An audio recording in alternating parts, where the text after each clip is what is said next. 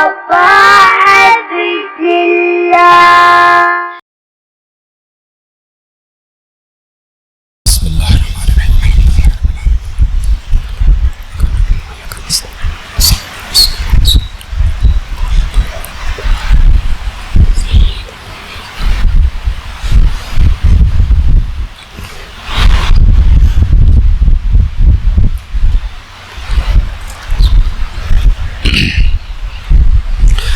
أعوذ بالله السميع العليم من الشيطان اللعين الرجيم.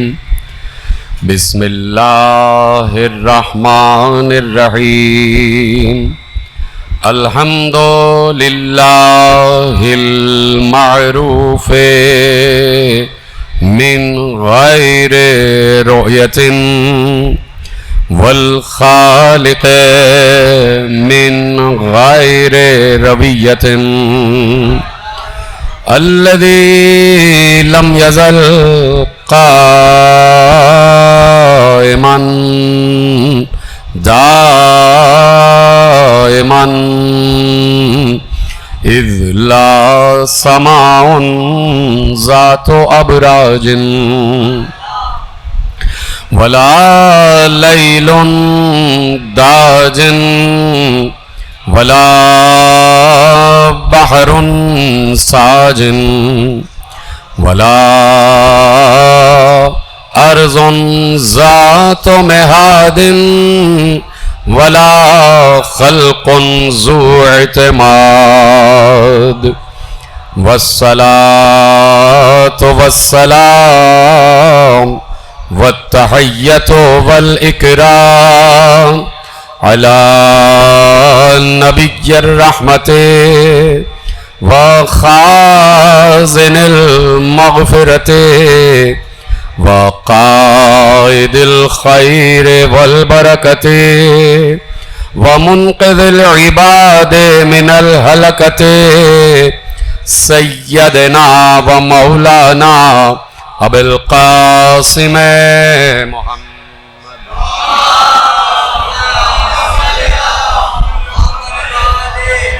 وأهل بيته الطيبين الطاهرين المعصومين المظلومين المنتخبين المنتجبين الذين أذهب الله عنهم الرجس وطهرهم تطهيرا.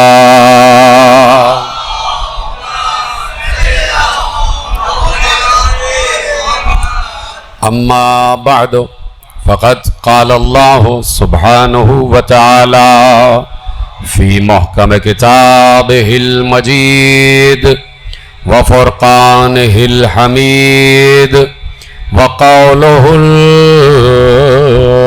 الحق. بسم الله الرحمن الرحيم.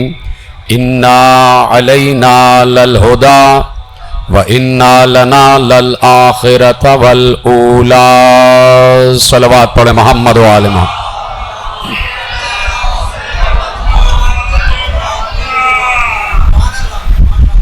پروردگار عالم جو اس پوری کائنات کو از ازل پال رہا ہے اور رزق فراہم کر رہا ہے، اور اس نے یہ وعدہ کیا ہے کہ لیسا للانسان الا ما سعی، تم جتنی کوشش کرو گے ہم اتنا ہی تمہیں صلہ دیں گے.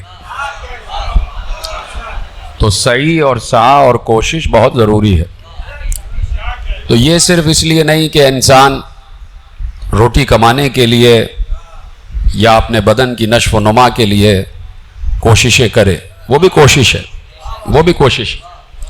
لیکن اگر اس کو آپ باطنی معنوں میں دیکھیں تو لیسا للانسان الا ما سعی، یعنی تم ایمان کی منزلوں پر بڑھنے کی جتنی کوشش کرو گے ہم تمہیں صلہ دیتے چلے جائیں گے.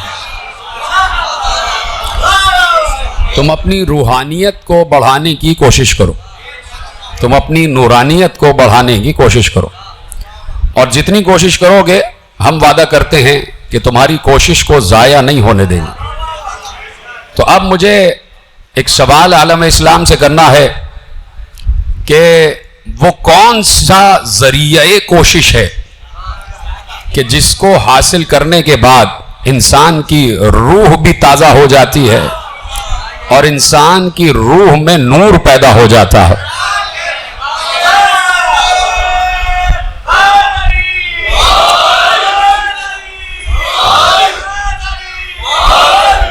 اس عمل کے متعلق بتایا جائے کہ کون سا عمل ہے کہ جو روحانیت میں اضافہ کرتا ہے, جو نورانیت میں اضافہ کرتا ہے. تو دیکھیے روحانیت و نورانیت میں اضافے کا مطلب کیا ہے. روحانیت و نورانیت میں اضافے کا مطلب یہ ہے کہ انسان کی روحانیت اور نورانیت میں جب اضافہ ہوتا ہے تو جب نور بڑھتا ہے تو انسان کی نگاہوں سے پردے ہٹتے ہیں اور پھر حجاب کے اس طرف بھی دیکھنا شروع کر دیتا ہے.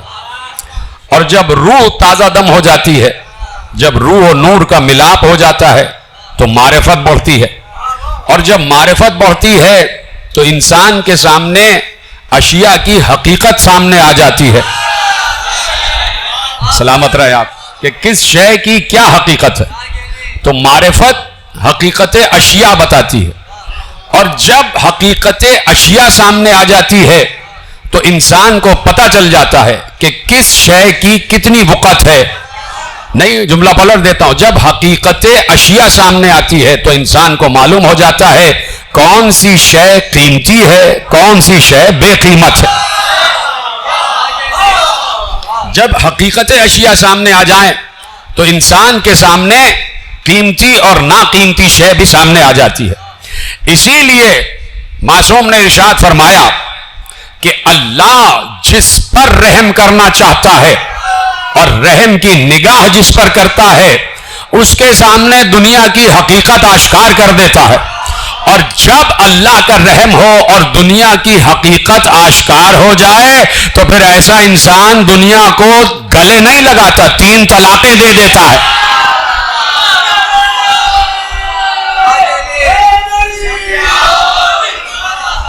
جس کے سامنے حقیقت دنیا آ جائے پھر وہ دنیا کو 3 طلاقیں دے دیتا ہے. تو اس لیے روحانیت و نورانیت میں اضافہ. اب میں بہت قریب ہو کے آپ سے بات کرتا ہوں کہ اس وقت عالم اسلام تقریباً 2 ارب کی آبادی ہو گئی کلمہ پڑھنے والوں کی. تو یہ 2 ارب کی آبادی, سوال ہے کہ کیا سارے کے سارے روحانی ہیں؟ جی تیرے سلامت رہے آپ. تمید آپ کو میں نے دے دی, اب ذرا نتیجہ لے جائیں کہ یہ 2 ارب کے 2 ارب مسلمان یا یہ سارے عرب, یہ سارے عرب, 2 ارب کے 2 ارب یا سارے عرب, کیا یہ سارے کے سارے روحانی ہیں؟ کیا یہ سارے کے سارے نورانی ہیں؟ تو اب پہلا تو سوال یہ ہے کہ سب نمازیں پڑھ رہے ہیں, سب روزے رکھ رہے ہیں, سب زکوٰۃ دے رہے ہیں, سب جہاد کر رہے ہیں, سب حج کر رہے ہیں, ٹھیک ہے, اور کوئی جو ہے وہ خادم حرمین شریفین ہے, کوئی مکے کا کسٹوڈین ہے, کوئی مدینے کا کسٹوڈین ہے, کسی نے اللہ کے گھر کو کسٹڈی میں لیا ہوا ہے, کسی نے نبی کے گھر کو کسٹڈی میں لیا ہوا ہے. تو کسٹوڈین کہلاتے ہیں نا, کسٹوڈینز آف 2 حرم. تو کسٹڈی میں لیا ہوا ہے اللہ کے گھر کو, کسٹڈی میں لیا ہوا ہے مسجد نبوی کو. تو اب پوچھنا یہ ہے کہ جو کسٹوڈین ہے کیا اس کے پاس بھی روحانیت ہے یا نہیں؟ جو اللہ کے گھر کا خادم ہے, جو بیت اللہ کا خادم ہے, جو خادم حرم خدا ہے, کیا وہ روحانی ہے؟ کیا وہ نورانی ہے؟ کیا اس میں روح و نور موجود ہے؟ جبکہ وہ نماز بھی پڑھ رہا ہے, جبکہ وہ روزہ بھی رکھ رہا ہے. تو اس کا مطلب ہے کہ ہر نمازی ضروری نہیں ہے کہ روحانی بھی ہو اور نورانی بھی ہو. اگر روحانی اور نورانی ہوتے تو کبھی بھی یہودیوں کے دوست نہ ہوتے. اتنی مشکل بات نہیں ہے. اگر سلامت رہیں, اگر روحانی اور نورانی ہوتے تو کبھی بھی اللہ کے دشمنوں کے دوست نہ ہوتے. کبھی بھی مشرکوں کے دوست نہ ہوتے اگر روح اور نور ہوتی. تو یہ روح اور نور جہاں آتا ہے تو آنکھوں سے پردے ہٹ جاتے, اور جب آنکھوں سے پردے ہٹتے ہیں تو حقیقت دنیا واضح ہو جاتی ہے, اور جب حقیقت دنیا واضح ہوتی ہے تو انسان کو مال و دولت ہیچ لگنے لگتا ہے. اس لیے کہ جو روح اپنے روح کو اور نور کو بلند کر چکا ہو, جو عالم ارواح سے منسلک ہو چکا ہو, ذرا اس سے پوچھئے کہ ایک طرف تمہارا عالم ارواح کا گھر ہے اور ایک طرف دنیا کا گھر ہے, تو تم کون سے گھر کو پسند کرتے ہو؟ وہ ہمیشہ اسے کہ جہاں اس کی روح کو راحت مل رہے, جہاں اس کی روح کو فرحت ملے, جہاں اس کی روح کو سکون ملے, جہاں اس کی روح کو اضطراب نہ ہو. توجہ فرما رہے ہیں آپ؟ تو اب یہ روح و نور اور یہ نورانیت اور روحانیت, سوال وہی ہے کہ ہر نمازی روحانی نہیں ہے. اگر ہر نمازی روحانی ہوتا, اگر ہر روزے دار روحانی اور نورانی ہوتا, اگر ہر عبادت گزار روحانی اور نورانی ہوتا, تو یہ جو سڑکوں پہ موبائل چھین رہے ہیں یہ بھی تو نماز پڑھتے ہیں, کم از کم عید کی تو پڑھتے ہیں, عیدین کی تو پڑھتے ہیں, اور رمضان میں بھی پڑھتے ہیں, رمضان میں بھی پڑھتے ہیں, کھڑے کھڑے نمازیں پڑھتے ہیں. تو اگر روح نور ہوتی تو کبھی بھی مسلمان کو لوٹ نہ رہا ہوتا, نہیں پہنچے. اگر روحانی اور نورانی ہوتے تو کبھی بھی مسلمان کسی مسلمان کو لوٹتا نہیں, کبھی بھی مسلمان چور نہ ہوتا, کبھی بھی مسلمان ڈکیت نہ ہوتا, کبھی بھی مسلمان قاتل نہ ہوتا, کبھی بھی مسلمان کسی کے باغ پہ قبضہ نہ کرتا. اگر روحانی اور نورانی ہوتا ہے تو وہ ڈکیت نہیں ہوتا, وہ چور نہیں ہوتا, وہ ڈاکو نہیں ہوتا, وہ لوٹ مار کرنے والا نہیں ہوتا, وہ تعصب پسند نہیں ہوتا. پیغمبر نے کہا من مات علی العصبیہ فلیس منا, جس نے عصبیت پر جان دی وہ ہم میں سے نہیں ہے, وہ ہم میں سے نہیں ہے. تو عصبیت اللہ کی نگاہ میں بڑی مذموم ہے, اللہ اس کی مذمت کرتا ہے. تو اسلام پر عمل کر لینا اتنا آسان نہیں ہے. اصل بات یہ ہے, گفتگو شروع ہو رہی ہے اور کل بھی انشاءاللہ اسی وقت سے بات شروع ہو جائے گی. آپ تمام حضرات وقت کے ساتھ تشریف لائیں گے تو بڑی تیزی سے بات آگے بڑھے گی کہ اصل بات یہ ہے کہ روحانیت اور نورانیت میں اضافہ کرو, اپنی روحانیت کو عالم ارواح سے ملاؤ, اپنے اندر کے نور کو پیدا کرو, اور نور بھی وہ نور ہو جو عالم انوار سے ملتا چلا جائے, جو عالم انوار سے ملتا چلا جائے. تو اب یہ بتاؤ کہ پہلا نور کون سا ہے؟ بڑی آسانی سے سنا آپ نے. اب یہ بتاؤ کہ پہلا نور کون سا ہے جو منصہ شہود پر آیا, جو صدور کی منزل پر آیا, جو ظہور کی منزل پر آیا. تو پیغمبر نے کہا اول ما خلق اللہ نوری, اللہ نے سب سے پہلے میرے نور کو خلق کیا ہے. تو اب اگر نورانیت حاصل کرنا ہے, مثلا میں آپ کو مثال دوں کہ اگر آپ کو کہیں سے آٹا لینا ہے تو وہاں جائیں گے کہ جہاں آٹا اسٹاک ہوا ہوا ہے. اگر آپ کو کہیں سے چینی لینا ہے تو آپ وہاں جائیں گے جہاں چینی اسٹاک ہوئی ہوئی ہے. تو بھائی اگر نور لینا ہے تو منبع نور پر آنا پڑے گا.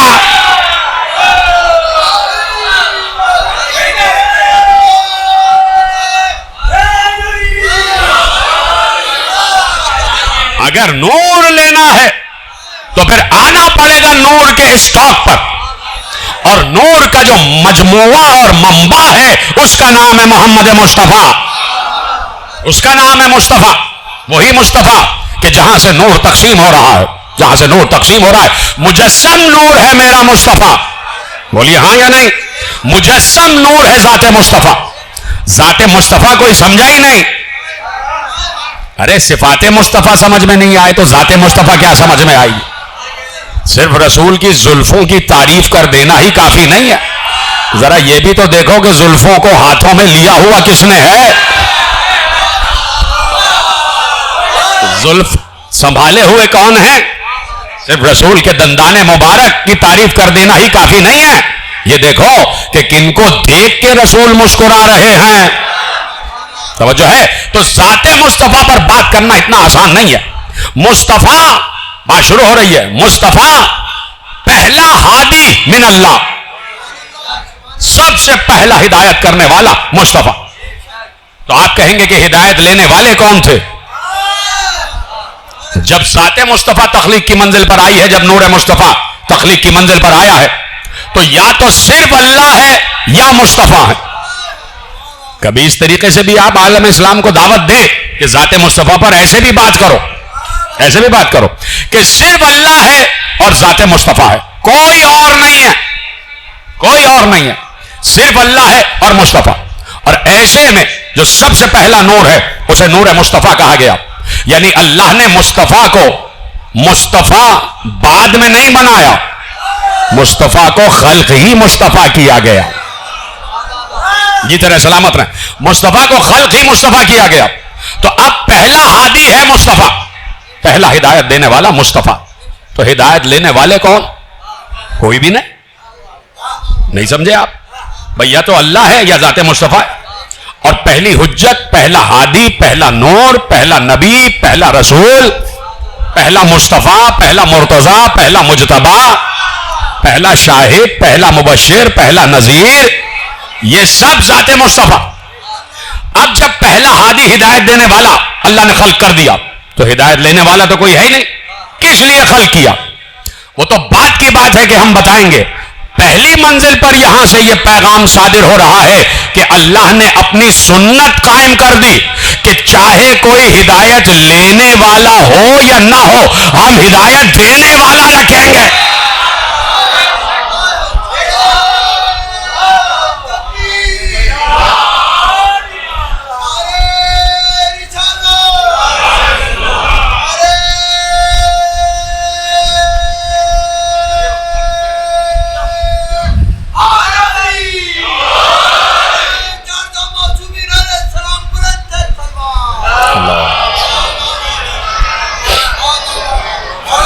بات پہنچ رہی ہے. پہلی سنت، آج پہلی تقریر ہے تو آپ لے جائیں جملے، اور کل سے یہیں سے باتیں آگے بڑھتی چلی جائیں گی. اسی پر ساری تقریریں، اسی پر پانچوں تقریریں آگے بڑھتی جائیں گی. لیکن آج کی تقریر بڑی اہم ہے اور اس کو آپ محفوظ کریں کہ اب پہلا ہادی ہے ذات مصطفیٰ، کوئی ہدایت لینے والا نہیں ہے.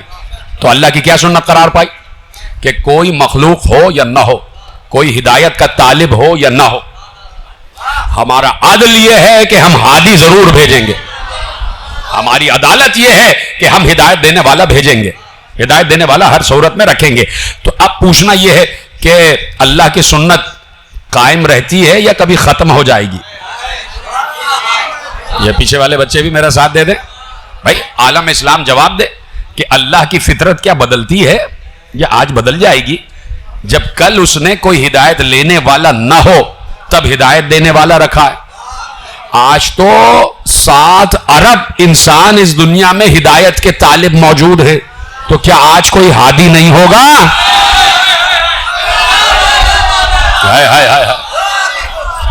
آج کوئی ہدایت دینے والا نہیں ہے. جب اللہ کہہ رہا ہے کہ کوئی ہدایت لینے والا ہو یا نہ ہو، چلو اور آسان کر دیتا ہوں بات. جب زمین پر حضرت آدم کو بھیجا گیا تو کیا آدم سے پہلے کوئی انسان موجود تھا؟ نہیں تھا. تو جب کوئی ہدایت لینے والا نہیں تھا تو آدم کو ہدایت دینے والا بنا کر کیوں بھیجا؟ تو اس کا مطلب ہے کہ اللہ کی سنت سامنے آ گئی کہ زمین پر کوئی ہو یا نہ ہو، ہم اپنی طرف سے حجت کو بھیجیں گے، ہم اپنی طرف سے ہادی کو بھیجیں گے. تو جب زیرو کوئی ہدایت لینے والا ہی نہیں تھا تب آدم کو بھیجا. آج تو پوری دنیا بھری پڑی ہے بے ہدایتوں سے. آج تو پوری دنیا بھری پڑی ہے ابو جہلوں سے، ابو لہبوں سے، اور نہ معلوم کن کن ابووں سے.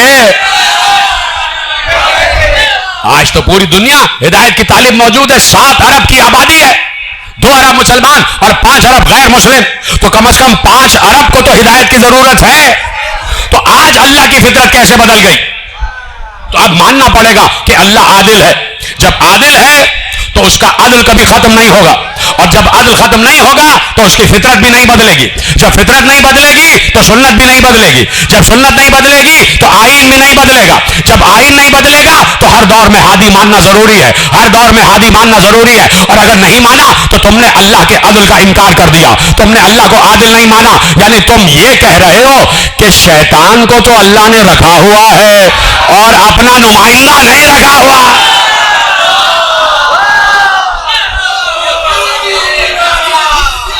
آج شیطان ہے یا نہیں؟ شیطان تو ہے نا بہکانے والا. تو شیطانوں کو شیطان پر یقین ہے. کہاں بیٹھے ہیں آپ؟ بھائی شیطانوں کو شیطان کے وجود پر یقین ہے کہ بہکا رہا ہے بہکا رہا ہے بہکا رہا ہے. شیطان نے بہکا دیا, شیطان نے بہکا دیا, شیطان نے بہکا دیا. وہ اچھا خاصا واپس جا رہا تھا, پلٹ کے آ گیا. نام تھا اس کا مرحب,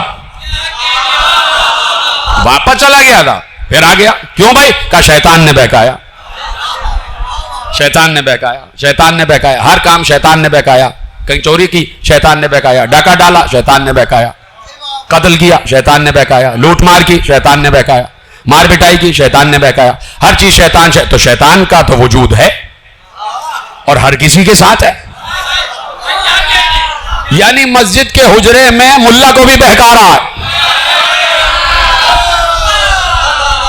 مسجد کے حجرے میں شیطان کے وجود کے قائل ہو اور اس پوری کائنات میں رحمانی وجود کے انکاری ہو کہ یہ کیسے ہوگا کہ اللہ شیطان کو تو کھلی چھوٹ دے دے.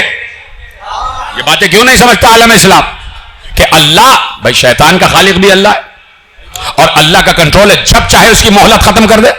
لیکن اللہ اپنے وعدے کا پاس کر رہا ہے, اپنے وعدے کے خلاف نہیں کرتا. اللہ کو پرواہ نہیں ہے, بہکاتا ہے تو بہکاتا رہے, بہکاتا ہے بہکاتا رہے. اللہ نے کہا وقت معلوم تک کی مہلت دے دی تو دے دی, اور اختیار کے ساتھ دے دی, پاورز کے ساتھ دے دی, اتھارٹی کے ساتھ دے دی. اختیار ہے, ہر کسی کے ساتھ موجود ہے, بہکاتا رہتا ہے. ہر کسی کو جو ہے وسوسے ڈالتا رہتا ہے, بڑی پاورز ہیں اس کے پاس. تو اب اتنی پاور لے کے شیطان موجود ہے, تو اللہ کی طرف سے کوئی شیطان کو مارنے والا نہیں ہوگا یا انسان کو مسجد کی راہ بتانے والا نہیں ہوگا. دیکھیے سیدھی سی بات ہے, منطقی بات ہے. تو ہر دور میں ہادی کا وجود ضروری ہے, ہر دور میں حجت کا وجود ضروری ہے. اب جیسے اب ہے بات, اس پر آپ کو غور بھی کرنا اور مجھے بتانا ہے کہ جملہ پہنچ گیا. اب کوئی یہ نہ کہے, اور میں پہلا لفظ کہوں گا آپ سمجھ جائیں گے, اتنا ذہین مجمع میرے سامنے بیٹھا ہے, مسکرا دیں گے آپ, ولایتی مسکراہٹ آپ کے چہروں پہ آ جائے گی, کہ اگر کوئی یہ کہے کہ اس وقت ہادی کہاں ہے. آدم تو نظر آ رہے تھے, نوح تو نظر آ رہے تھے, ابراہیم تو نظر آ رہے تھے, موسیٰ تو نظر آ رہے تھے, عیسیٰ تو نظر آ رہے تھے, مصطفیٰ تو نظر آ رہے تھے, اور مصطفیٰ کے بعد نبوت ختم ہو گئی, اب نبیوں کا سلسلہ ہی ختم ہو گیا.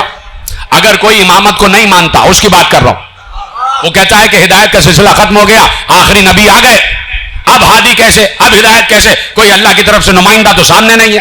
اب جب اللہ کی طرف سے نمائندہ نظر نہیں آتا تو شیطانی نمائندے اچھل اچھل کر اپنا اقتدار قائم کرتے ہیں. اللہ نے ختم کر دیا, اللہ نے نبوت ختم کر دی, چلو چلو اچھا موقع ہے, بیٹھ جاؤ وہیں پر جہاں نبی بیٹھے تھے.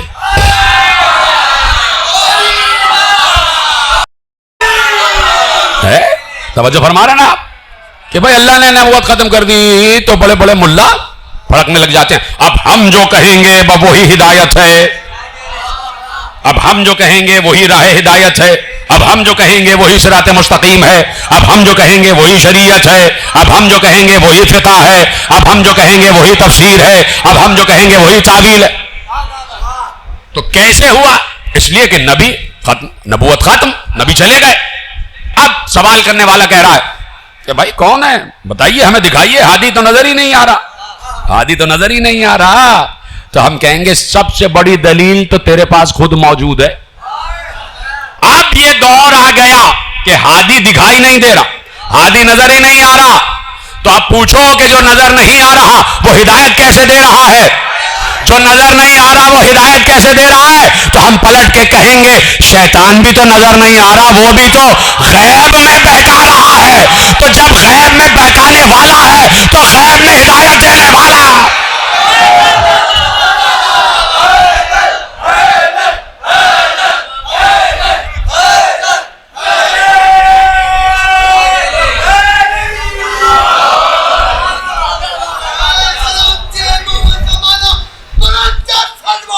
اللہم صلی علی محمد, سلامت رہیں آپ.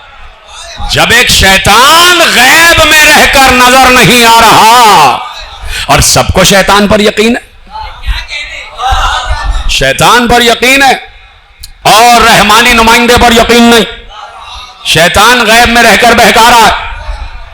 وہ اس وقت بھی غیب میں تھا کہ جب رسول نظر آ رہے تھے, بھائی شیطان تو اس وقت بھی غیب میں تھا جب رسول نظر آ رہے تھے. آدم سے لے کے خاتم تک 1,24,000 انبیاء کے دوروں میں شیطان تھا, نظر نہیں آ رہا تھا. تو بھائی آدم سے لے کے خاتم تک, آدم سے لے کے خاتم تک 5 لاکھ برس کا عرصہ ایک محتاط اندازے کے مطابق, اور نہیں تو کم سے کم 10,000 برس کا عرصہ ہے. 10,000 برس, اس سے بھی کم لگائیں تو 5,000 برس. چلو 5,000 برس مانتا ہوں, یہ تو 5 لاکھ برس اور 10,000 برس, اس پر بالکل لوگوں کا اتفاق ہے. تو آدم سے لے کے خاتم تک 5,000 برس شیطان غیب میں رہ سکتا ہے. اور 256 ہجری سے 1447 تک کیا مہدی غیب میں نہیں رہ سکتا؟ کیا 1400 برس اللہ کا نمائندہ غیب میں نہیں رہ سکتا؟ تو ایک بہکانے والے پر یقین ہے لیکن راہ بتانے والے پر یقین نہیں ہے, راہ بتانے والے پر یقین نہیں ہے. تو اس لیے اب ماننا پڑے گا کہ پہلی ہدایت ذات مصطفیٰ, پہلی ہدایت ذات مصطفیٰ. توجہ ہے, بات آگے بڑھائی جائے تو کیسے پتا چلے کہ ذات مصطفیٰ کے معجزات کیا ہیں؟ یہ ذات مصطفیٰ کے معجزات نہیں ہوں گے, یہ اللہ کی طرف سے بھیجے گئے ہادی کے معجزات ہوں گے. ہادی کے معجزات ہوں گے, یعنی پہلے آدم سے لے کے عیسیٰ تک ہر نبی کو معجزات دے کے بھیجا. آدم صاحب معجزہ, نوح صاحب معجزہ, عیسیٰ صاحب معجزہ, موسیٰ صاحب معجزہ, ابراہیم صاحب معجزہ, اسماعیل صاحب معجزہ, اسحاق صاحب معجزہ, یعقوب صاحب معجزہ, یوسف صاحب معجزہ, صالح یا صاحب معجزہ, ہود صاحب معجزہ, لوط صاحب معجزہ, خضر صاحب معجزہ, الیاس صاحب معجزہ, ادریس صاحب معجزہ, داؤد صاحب معجزہ, سلیمان صاحب معجزہ. ہر نبی صاحب معجزہ, ہر نبی کوئی نہ کوئی معجزہ لے کر آیا. جس معجزے کی اس عہد میں ضرورت رہی اللہ نے ہر نبی کو اس عہد کے مطابق معجزہ دے کر بھیجا. سب معجزے سب معجزے سب معجزے, اور سب کا ذکر قرآن میں کر دیا. میرے نوجوان دوست ان جملوں کو محفوظ کریں, اور بات ریکارڈ ہو رہی ہے. ہر معجزے کا ذکر قرآن میں کر دیا. آدم کو ہم نے علم دے دیا, نوح کو ہم نے پوری کشتی بنانے کا حکم دے دیا اور نوح کی کشتی طوفان میں پار کر گئی. ابراہیم کو ہم ملکوت تک لے گئے. ابراہیم کو ہم نے مردوں کو زندہ کرنا سکھا دیا. ابراہیم کو ہم نے مردوں کو زندہ کرنا سکھایا. جو 4 پرندوں کا والا معاملہ ہے وہ سب آپ کے پیش نگاہ. موسیٰ کو ہم نے معجزات دے دی, ید بیضا دیا. ہم نے موسیٰ کی زبان کو تاثیر دے دی. ہم نے موسیٰ کے عصا کو معجزہ بنایا. ہم نے عیسیٰ کو معجزات دے دیے, مردے زندہ کرو, بیماروں کو شفایاب کرو, نابینا کو بینائی دو. ہر نبی کا معجزہ. سلیمان, داؤد, ہم نے تمہیں پرندوں کے بولیوں کا علم دے دیا. سلیمان کو ہم نے ملک سلیمان دے دیا, تخت سلیمان دے دیا, ہوا پر اختیار دے دیا. مسلسل معجزات, مسلسل معجزات, مسلسل معجزات. اور قرآن میں اللہ نے یہ معجزات ثبت کروا دیے. کس لیے؟ کہ اس لیے کہ جب آخری آئے گا اور وہ معجزات دکھائے تو یہ نہ کہنا کہ یہ جادو ہے, یہ نہ کہنا کہ یہ جادو ہے. اور مصطفیٰ کے معجزات پر یقین رکھنا. میں آپ سے عرض کر رہا ہوں, ایک جملہ لے جائیے. آج کے منظر نامے کی روشنی میں ایک جملہ کہہ رہا ہوں اور آپ اس جملے کو بہتر سمجھیں گے. اور میں ممبر کی قسم کھا کے کہہ رہا ہوں, اس علم کی قسم کھا کے کہہ رہا ہوں, اور کلمے کی قسم کھا کے کہہ رہا ہوں, اگر شق القمر کا معجزہ قرآن کی آیت نہ ہوتا تو سب سے پہلے ملا انکار کرتا کہ چاند 2 ٹکڑے نہیں ہو سکتا.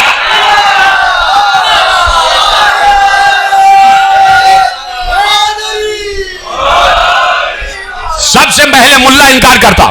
یہ کیا دیو مالائی کہانیاں ہیں, یہ کیا گڑی ہوئی کہانیاں ہیں, یہ صوفیوں کے بنائے ہوئے قصے کہ چاندی کہیں 2 ٹکڑے ہو سکتا ہے. وہ تو اللہ نے ہاتھ باندھ دیے, آپ کچھ کر نہیں سکتے. اللہ نے ہاتھ باندھ دیے اور اللہ نے قرآن کی آیت رکھ دی.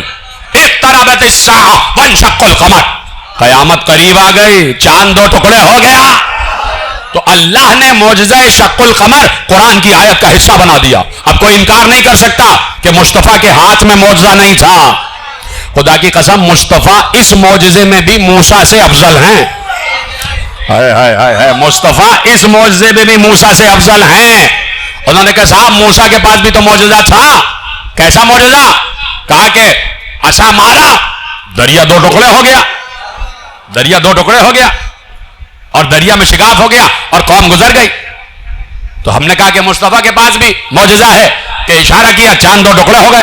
کہا ٹھیک ہے برابر ہو گئے موسیٰ اور مصطفیٰ. ہم نے کہا برابر نہیں ہے, اس لیے کہ موسیٰ کو دریا تک جانا پڑا اور عصا مارنا پڑا. جیتے رہے سلامت رہے آپ. موسیٰ کو عصا دریا پہ مارنا پڑا تب جا کے شگاف ہوا, اور مصطفیٰ نے بیٹھے بیٹھے اشارہ کیا, بیٹھے بیٹھے اشارہ کیا. مجال ہے چاند کی کہ مصطفیٰ کا کہنا نہ مانے. ارے چاند جس کے صدقے میں بنا ہو, جس کی وجہ سے بنا ہو, تو ہر چیز پر اختیار ہے مصطفیٰ کا, ہر چیز پر مصطفیٰ کا اختیار ہے. تو بیٹھے بیٹھے چاند کو دو ٹکڑے کر دیا اور اللہ نے معجزہ قرآن میں رکھ دیا. کہا کہ اتنا بڑا معجزہ, یہ تو سارے بڑے معجزے ہیں نا آسمان والے, بہت سے معجزات دکھائے نبی نے. اپنے دوستوں کے لیے عرض کر رہا ہوں, نوجوان دوستوں کے لیے, بزرگ مجھ سے بہتر جانتے ہیں, بہت سے معجزات پیغمبر نے دکھائے. درخت توڑ کے آ گیا, سنگریزوں نے گفتگو کی, جانوروں نے گفتگو کی, اور نہ معلوم کون کون سے معجزات.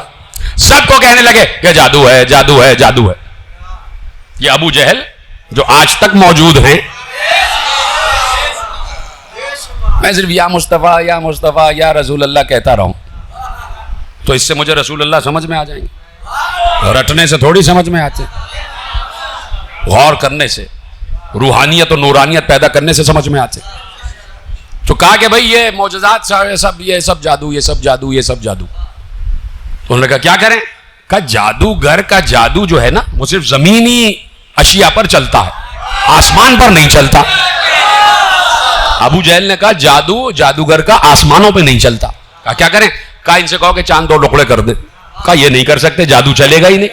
یعنی خود ہی پہلے ایک حد معین کر دی. اللہ باطل سے ایسے قبول کرواتا ہے کہ آئے ہائے ہائے ہائے سلامت رہے. جیسے آپ نے سن لیا, خود باطل کہہ رہا ہے کہ جادو آسمانوں پہ نہیں چل سکتا. جملہ آپ نے ضائع کر دیا. باطل سے پہلے خود اقرار کروا لیا کہ آسمانوں پہ جادو نہیں چل سکتا, پہلے اقرار کروایا. اور پھر قدرت نے کہا اے نبی آسمانوں پر اپنا اختیار دکھاؤ, آسمانوں پر اپنا اختیار دکھاؤ. یہاں سے اشارہ کیا اور چاند دو ٹکڑے ہو گیا, ایک حصہ مشرق ایک حصہ مغرب. پھر اشارہ کیا, پھر مل گئے, پھر مل گئے, اور دونوں ٹکڑے مل گئے. اب کیا کریں؟ اب تو پہلے کہہ چکے کہ آسمان پہ جادو چلتا ہی نہیں. دیکھ رہے شیطان کیسے بہکاتا ہے. اب شیطان ہو گیا عاجز. معجزہ اسی کو کہتے ہیں کہ جس سے سامنے والا عاجز ہو جائے, جس کو دیکھ کے سامنے والا عاجز ہو جائے. شیطان عاجز ہو گیا. اب کیا کرے؟ کہا کہ اب اس نے اپنی فوج لگائی. شیطان یعنی شیطان پہلے بہکاتا ہے, اکیلا کسی کو بھیجتا ہے بہکاؤ, تو اس کے بہکاوے میں جب نہیں آتا تو اس کی مدد کو ایک اور بھیجتا ہے جو تم بھی اس کی مدد کرو. اس کے بہکاوے میں نہیں آتا تو پھر 4 بھیجتا ہے, پھر 10 بھیجتا ہے, پھر آخر میں ایک پورا لشکر بھیجتا ہے. اور ان سے بھی قابو نہیں آتا تو پھر ایک شیخ نجدی کو بھیجتا ہے. پھر ایک بہت طویل القامت بزرگ کی شکل میں آتا ہے, اس کی ریش مبارک بھی ہوتی ہے, لباس بھی ہوتا ہے, شیخ نجدی کی شکل میں آتا. آخر میں شیخ نجدی کی شکل میں آتا ہے, بڑی بڑی داڑھی رکھ کے آ جاتا ہے, تسبیح گھماتا ہوا آتا ہے اور اپنی گردن ہلاتا ہوا آتا ہے کہ میں بہت بڑا پارسا ہوں, اب میں تمہیں بتا رہا ہوں جناب. تو آ گیا وہ. اس نے کہا اب کیا کریں؟ کہا بھائی یہ کہہ دو کہ یہ تو بہت بڑا جادوگر ہے, اس کا تو آسمانوں میں بھی جادو چل رہا ہے, آسمانوں میں بھی جادو چل رہا ہے. اب سوچیے آپ کس کس طریقے سے بہکاتا ہے, صرف اس لیے کہ مصطفیٰ کے معجزات سے روگردانی کرو, ہٹ جاؤ, اور مصطفیٰ کو الہی نمائندہ نہ مانو. ٹھیک ہے, یہاں تک آ گیا نا میں. تو اب اللہ نے معجزات رکھ دیے کس کو پہچان ماننے کے لیے؟ ذات مصطفیٰ کو. صرف آپ نہیں سن رہے, چاروں طرف آواز جا رہی ہے. اس لیے میں چاہتا ہوں کہ سب سنیں کہ وہ مصطفیٰ کون ہے جس مصطفیٰ کا تعارف منبر سلونی پر مرتضیٰ نے کروایا.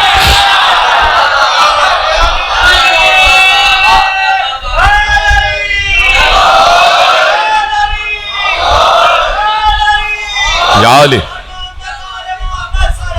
اللہم صلی. سلامت رہیں آپ. خدا آپ کے فرش اعزا پہ آنے کو یقین قبول کر چکا ہے, اور آپ کو خدا مودت و معرفت میں اضافہ فرمائے کہ وہ مصطفیٰ کون ہے کہ جس کا تعارف مرتضیٰ نے کروایا. اور نہج البلاغہ میں آپ جا کے پڑھیں کہ میرے مولا علی نے جو ذات مصطفیٰ کے بارے میں خطبات دیے ہیں وہ ایک الگ نہج کے ہیں. تو اب یہ سارے معجزات رکھ دیے تاکہ مصطفیٰ کو پہچانا جائے, مصطفیٰ کو پہچانا جائے. ختم ہو رہی ہے بات. اور میں سمجھتا ہوں کہ ایک ہی گھنٹے کے اندر اندر میں اپنی گفتگو کامل کر دوں گا کہ ذات مصطفیٰ کو پہچانا جائے. اب مصطفیٰ کیا ہیں, بات کروں آگے اگر آپ کی اجازت. تو دیکھیے سارے نبیوں کے معجزات, میں اکثر ایک جملہ کہتا ہوں, یہ قصہ آدم, یہ قصہ نوح, یہ قصہ ابراہیم, یہ قصہ موسیٰ, یہ قصہ عیسیٰ, یہ قصہ سلیمان, یہ قصہ داؤد, یہ سارے قصے معجزات ہیں نا. اچھا اب قرآن میں قصے بیان کر دیے گئے. اچھا قرآن میں اب مثلا اچھے کام کرو, برے کام نہ کرو, قتل نہ کرو, جھوٹ نہ بولو, سچ بولو, نور کی طرف جاؤ, نماز پڑھو, روزہ رکھو, یہ سب چیزیں ہیں کہ جو کام آ رہی ہیں. لباس کیسا پہننا چاہیے, صفائی کے ساتھ رہو, ایک دوسرے کا احترام کرو, عزت, یہ سارے کام ہمارے سب سمجھ میں آ رہے ہیں. یہ سارے احکامات ہمارے کام کے. اب مثلا جناب سلیمان کا معجزہ ہے وہ, یہ قصہ کیوں رکھ دیا قرآن میں؟ اب ہم اس سے معجزہ تو نہیں سیکھ سکتے کہ تم سب معجزہ کرو, تم سب معجزہ کرو. تو اب جناب سلیمان کا تذکرہ, اس سے اللہ بتانا کیا چاہتا ہے؟ اجازت ہے کہ بتاؤں اس سے اللہ بتانا کیا چاہتا ہے؟ اب مثلا میں کسی منزل پر عرض کر رہا تھا, اپنے جملے آپ کے حوالے کرتا ہوں, مجھے یاد آ گیا تو میں آپ کے حوالے کرتا ہوں. جناب سلیمان, اور جناب سلیمان بھی آج کا ہی موضوع ہے, اس لیے کہ یہ یہودی جو ہے یہ وہ ہیکل سلیمانی تعمیر کر رہے ہیں دوبارہ, تیسرا ہیکل. وہ جو سلیمان نے حکومت قائم کی تھی ہم دوبارہ کریں گے اور پوری کائنات پر حکومت کریں گے. تو جناب سلیمان نے بڑے بڑے قصر تعمیر کروائے, اور وہ ہیکل سلیمانی وہ آپ نے دیکھا ہے کہ بڑی بڑی دیواریں, ابھی بھی اس کی ایک دیوار موجود ہے, اتنی بڑی دیواریں ہیں, بڑے بڑے محل, بڑے بڑے قصر, جنات ان کے قابو میں, اور بڑے بڑے سرکش شیاطین جو آگ سے بنے ہوئے. جناب سلیمان نے ان کے زنجیریں ڈال کے ان سے کام کرواتے تھے. شیطانوں سے کام کروا لینا کوئی بڑی بات ہے, کوئی آسان بات نہیں ہے. شیطانوں کو قابو کر لینا کوئی آسان بات نہیں ہے. یہ ہم جو ذکر کر رہے ہوتے ہیں نا غدیر کا, بڑے بڑے شیطان قابو میں کر رہے ہوتے ہیں, یہ شیطانوں کو قابو کر رہے ہوتے ہیں. تو جناب سلیمان سرکش شیطانوں کو قابو کیے ہوئے, جنات کو قابو کیے ہوئے, اور ان سے کہتے تھے یہ کام کرو, یہ کام کرو, یہ دیوار بناؤ, یہ محل بناؤ, یہ قصر بناؤ. بڑے بڑے قصر بن گئے, اپنے لیے قصر بنایا, بہت بلند قصر, بہت اونچا محل, اور جا کے سیڑھیاں سیڑھیاں سیڑھیاں, اور جناب سلیمان جا کے اس کے آخری منزل پہ کھڑے ہو گئے, اور پوری مملکت نظر آ رہی تھی, وہ کام ہو رہا ہے, وہ کام ہو رہا ہے, اور جناب سلیمان نگرانی کر رہے تھے. اور جا کے کھڑے ہو گئے اور دروازہ بند کر دیا اور کہا کہ خبردار میری اجازت کے بغیر میرے اس کمرے میں, میرے اس ہال میں کوئی نہ آئے, میں اکیلا یہاں زندگی گزاروں گا, اور خبردار میری اجازت کے بغیر کوئی نہ آئے. کھڑے دیکھ رہے تھے, دیکھتے دیکھتے اپنی تھوڑی کے نیچے عصا رکھ لیا ایسے, اور دیکھنے لگے, تھوڑی سی ریسٹ کرنے لگے. ایسے میں دائیں طرف آ کے کوئی کھڑا ہو گیا. جناب سلیمان نے کنکیوں سے دیکھا, بادشاہ ہے نا, منہ کیوں کرے گا یوں, اللہ کا بنایا ہوا بادشاہ ہے بھائی, کسی ملا کا بنایا ہوا تھوڑی ہے, اللہ کا بنایا ہوا بادشاہ ہے, اللہ نے ملک دیا. ایسے ہی کنکیوں سے دیکھا, کون ہے؟ میں نے منع کیا تھا کہ میری اجازت کے بغیر کوئی نہ آئے. کیسے آئے تم, تمہاری جرأت کیسے ہوئی؟ اس نے کہا میں وہ ہوں جسے کہیں جانے کے لیے کسی کی اجازت کی ضرورت نہیں ہوتی. کہ کون ہو؟ کہ ملک الموت, اللہ نے بھیجا ہے. اب جناب سلیمان نے کہا اللہ نے بھیجا ہے, کہ آپ کی روح قبض کرنے کے لیے. جناب سلیمان نے کہا کہ ذرا سا بیٹھ جاؤں, کہا بیٹھنا نہیں, جیسا ہے ویسے ہی رہیے, بیٹھنے کا بھی حکم نہیں ہے. اتنا بڑا اللہ کا بنایا ہوا بادشاہ, خدا کے لیے سمجھیں, یہ بھی درس عبرت ہے. جب اللہ اپنے بنائے ہوئے بادشاہوں کو موقع نہیں دیتا تو تمہارے بنائے ہوئے بادشاہوں کو کیسے موقع دے دے گا؟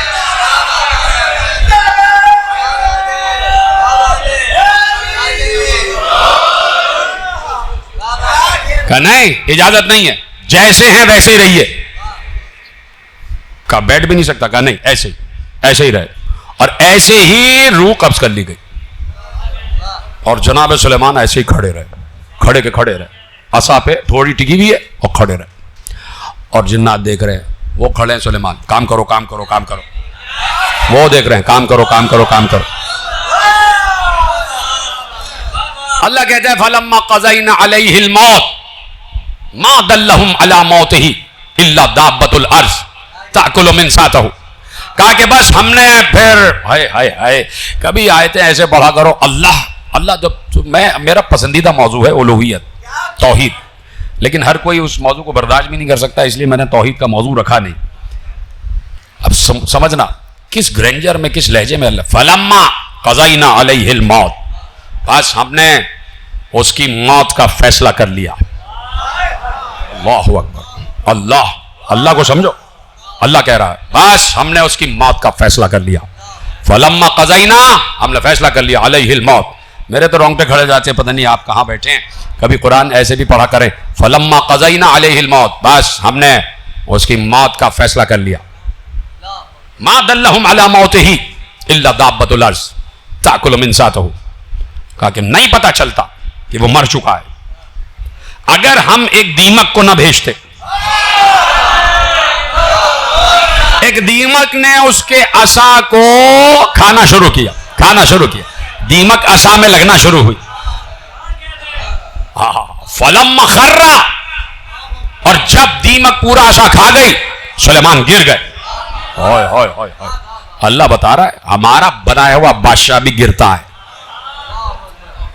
تم بناؤ گے جسے وہ تو تمہاری نگاہوں میں گر جائے گا، تمہارے بنائے ہوئے تو تمہاری نگاہوں میں گر جاتے ہیں. فلما خر، بس وہ گر گئے.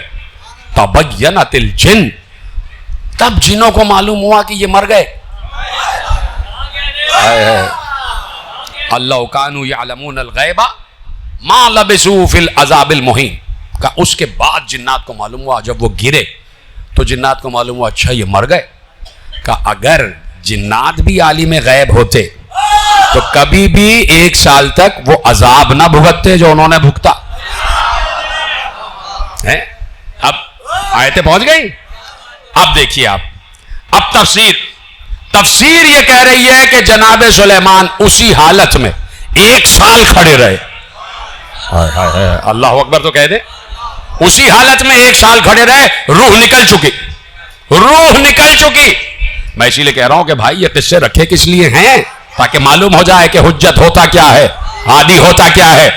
کہ اسی عالم میں 1 سال کھڑے رہے اور جنات دیکھتے رہے. وہ سلیمان کھڑے ہیں، کام کرتے رہو، جو نقشہ بنا ہے اس کے مطابق کرتے رہو. بھائی وہ سلیمان کھڑے، سلیمان کے پاس بڑا اختیار ہے، ان کے پاس آگ کے گرز ہیں، ان کے پاس بڑے بڑے فرشتے ہیں جو ان کے تابع حکم ہے، وہ ہمیں ماریں گے، ہم کہیں کے بھی نہیں رہیں گے. ڈر رہے تھے جناب سلیمان کے اختیار سے، اس لیے کہ جناب سلیمان اختیار رکھتے تھے اور سب کو معلوم ہے کہ یہ اللہ کا نمائندہ ہے، جو چاہے گا کرے گا. اس کا تو ہوا پر اختیار ہے، ہوا تو کسی کی نہیں ہوتی، اس کا تو ہوا پر اختیار ہے. سب کہہ رہے تھے 1 سال دیکھتے رہے اور 1 سال تک کام کرتے رہے. جب جناب سلیمان کے عصا کو دیمک نے کھا لیا اور عصا ٹوٹا تو جناب سلیمان گرے. جب گرے تو جنات کو معلوم ہوا مر گئے. 1 سال تک سمجھتے رہے زندہ ہے.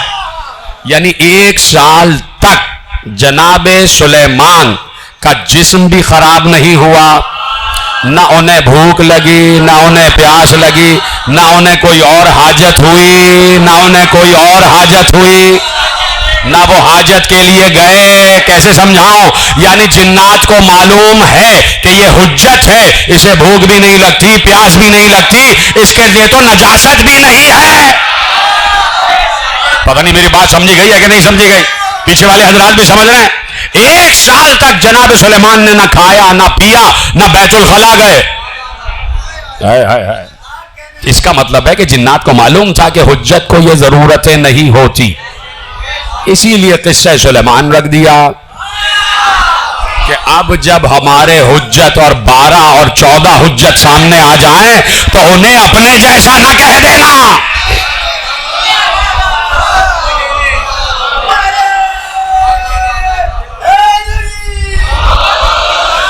جب یہ ہمارے 14 حجت 12 حجت سامنے آ جائیں تو انہیں اپنے جیسا نہ کہنا.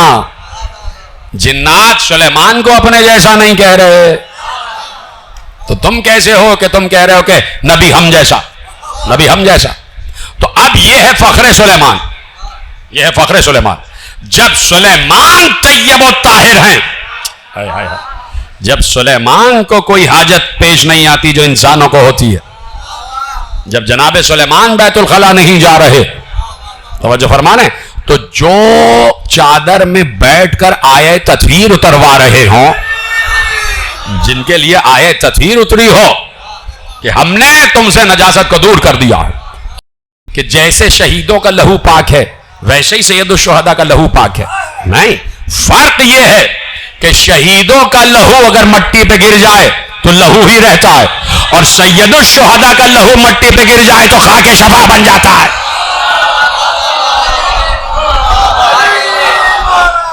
تو وہ خاک شفا بن جاتی۔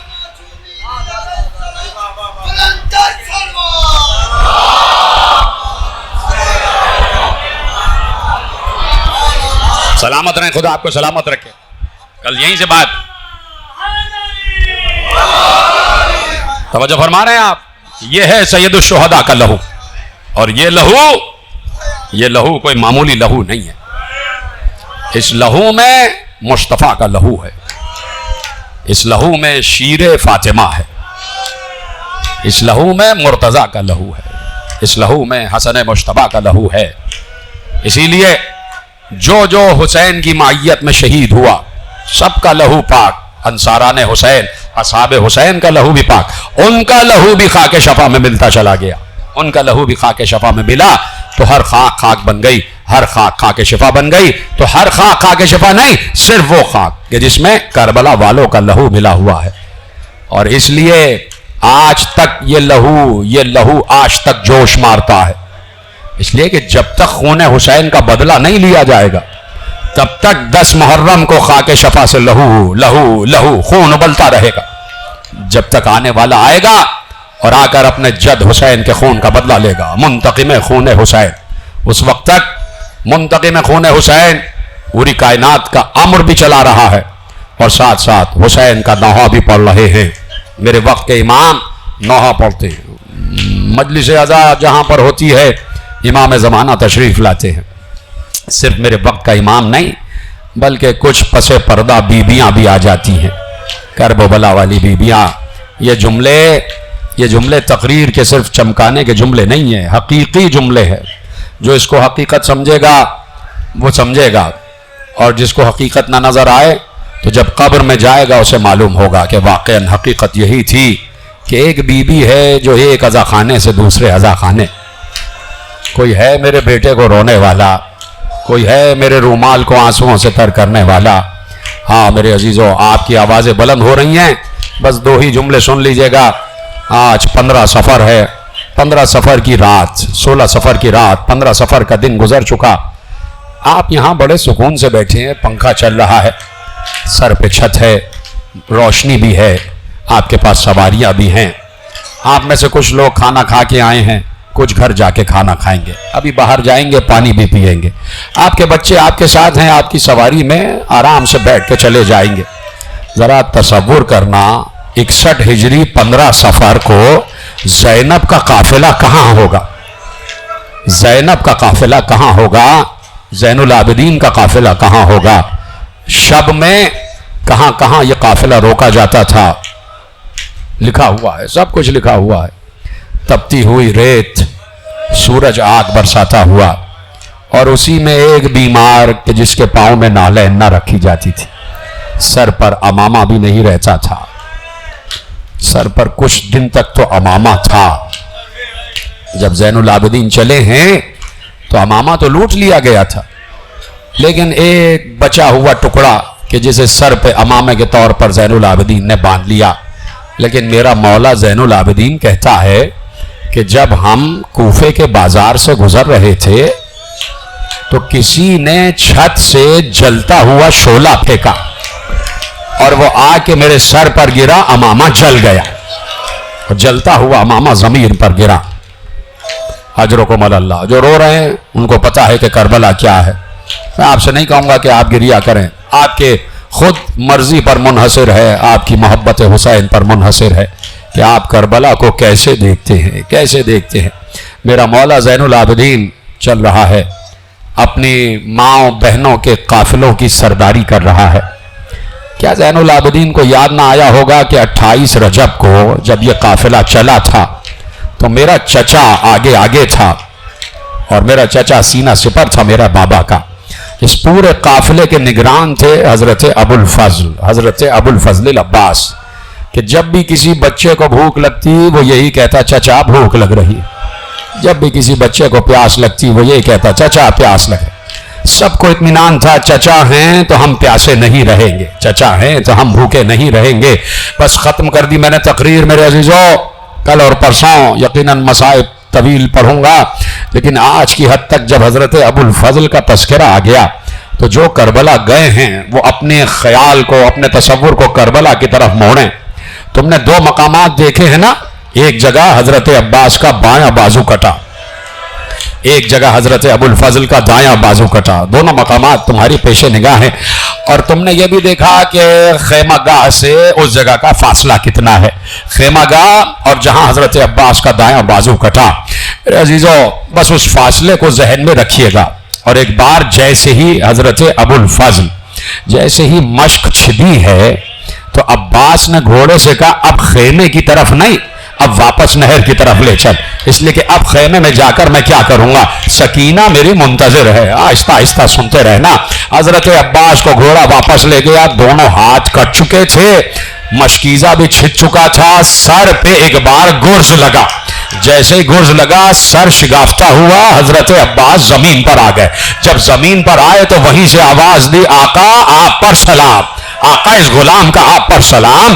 جیسے ہی حسین نے سنا ایک بار کمر کو تھاما، صرف ایک منظر دکھانا چاہتا ہوں، واقعات تمہارے سنے ہوئے ہیں لیکن صرف ایک منظر سن لینا۔ حسین نے کمر کو تھاما اور ایک بار کمر کو تھام کر کہا عباس تم میری کمر کی طاقت لے گئے، عباس میری کمر میں طاقت نہیں رہی۔ حسین جھکتے جھکتے چلے، کبھی جھک رہے تھے کبھی اٹھ رہے تھے، اور عباس عباس کہتے ہوئے آگے بڑھ رہے تھے۔ جیسے جیسے بڑھ رہے تھے ایک بار حسین کا پاؤں کسی چیز سے ٹکرایا، اب جیسے ہی حسین نے نیچے دیکھا حسین کا کلیجہ پھٹ گیا، اس لیے کہ عباس کا دایاں بازو کٹا ہوا پڑا تھا، عباس کا دایاں بازو کٹا پڑا تھا۔ حسین جھکے اپنے بھائی کے کٹے ہوئے بازو کو اٹھایا، ان بازوؤں کو حسین نے چوما، چومتے چومتے آگے بڑھے، ایک بار کسی اور چیز سے پاؤں ٹکرایا، نیچے مڑ کے دیکھا تو بایاں بازو کٹا ہوا پڑا تھا، دونوں بازوؤں کو اٹھایا، ایسے لے کے چلے جیسے علی اصغر کو لے کے آئے تھے، ایسے لے کے چلے